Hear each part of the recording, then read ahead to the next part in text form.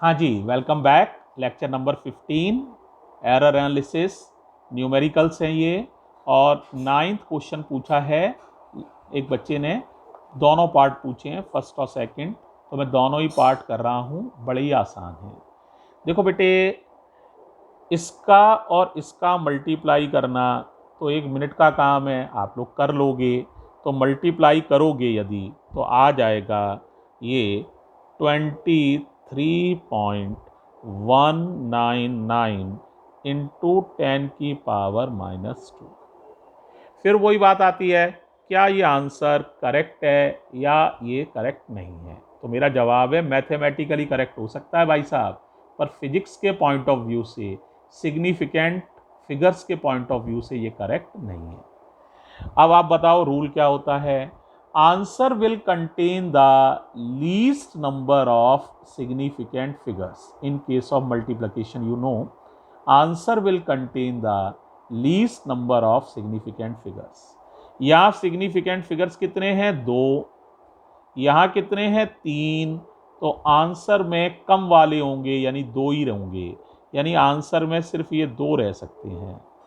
तो round of करो, इस 9 को हटाएंगे तो यहाँ पर 19 में एक बढ़ जाएगा, 20 हो जाएगा, तो 23.20। अब इस 0 को भी हटा देंगे तो 2 बचेगा, 2 को भी हटा देंगे तो कुछ नहीं बचेगा। तो बताओ हमारे पास कितना बचेगा? 23 इंटू 10⁻⁻²। या तो इतना ही लिख दो, ये भी सही है, लेकिन थोड़ा सा और अच्छा लिखना चाहो तो एक तरीका ये है कि आप इसमें 10 का डिवाइड कर दो, 10 का मल्टीप्लाई कर लो, कोई अंतर तो पड़ेगा ही नहीं। 10 का डिवाइड, 10 का मल्टीप्लाई। अब बताओ डिवाइड कर लोगे कितना आ जाएगा? 2.3। अब बताओ यहाँ पर कितना आ जाएगा?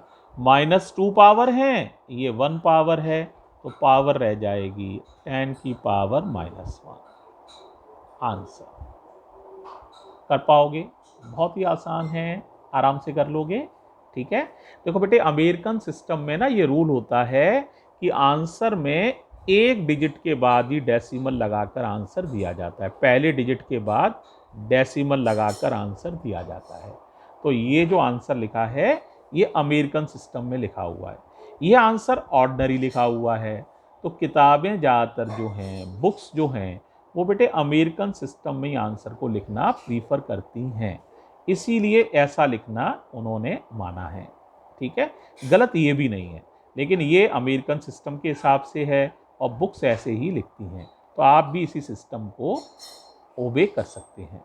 ठीक है, रूल क्या है कि फर्स्ट डिजिट के बाद डेसिमल लगाओ। ठीक है, पहला डिजिट छोड़ के डेसिमल लगाओ, फिर बाकी चीज़ें ऐसे लिखो और बाकी चीज़ें पावर्स के रूप में लिखो।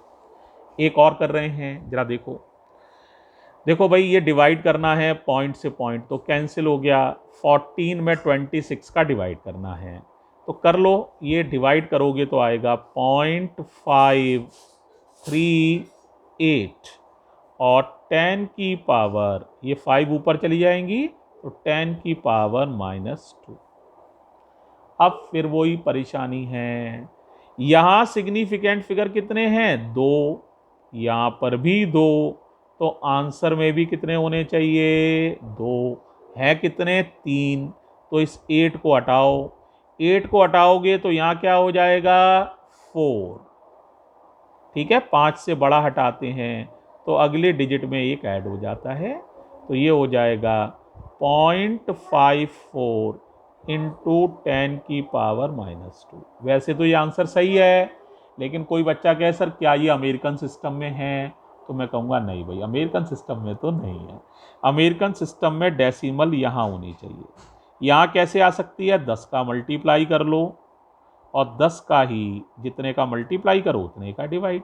अब इन दोनों का मल्टीप्लाई तो आसानी से कर लोगे, 5.4 आ जाएगा। हाँ जी, अमेरिकन सिस्टम है, एक डिजिट डेसिमल, बाकी पावर्स होनी चाहिए। ये ऊपर जाएगा तो 10⁻⁻2, और ये 1 ऊपर -1, तो 10⁻⁻3। ये आंसर हो जाएगा। पहले बताओ यहाँ तक क्लियर हो रहा है बच्चों? तो ये क्वेश्चन नंबर 9 है, इसको आप आसानी से समझ सकते हो। ठीक है बेटे, और भी कोई डाउट हो तो वो आप पूछ लीजिए आज। ठीक है, थैंक यू बेटे।